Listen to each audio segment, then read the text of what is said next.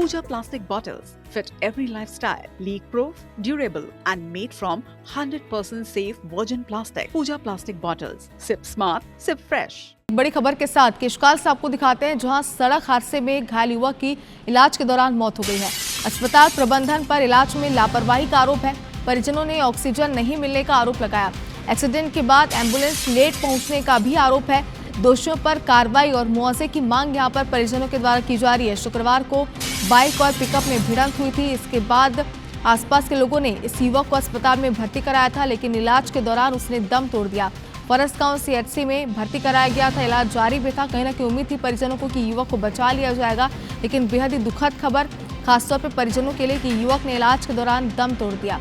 प्रकाश हमारे सहयोगी हमारे साथ जुड़ गए। प्रकाश, अस्पताल प्रबंधन पर जो आरोप लगाए जा रहे हैं बेहद गंभीर आरोप है, क्या अब तक कोई जांच का आश्वासन दिया गया है?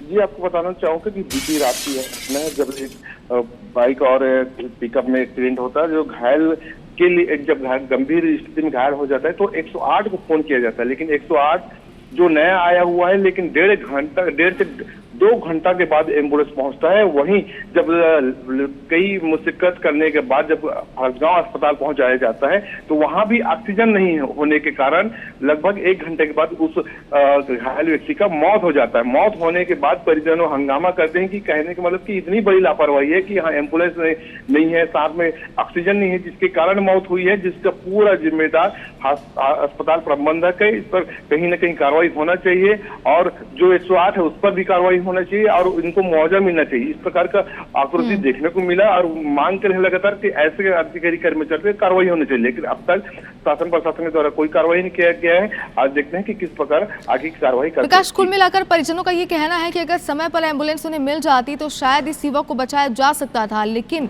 इतनी बड़ी लापरवाही, जिम्मेदारों ने कोई जवाब दिया इस पर?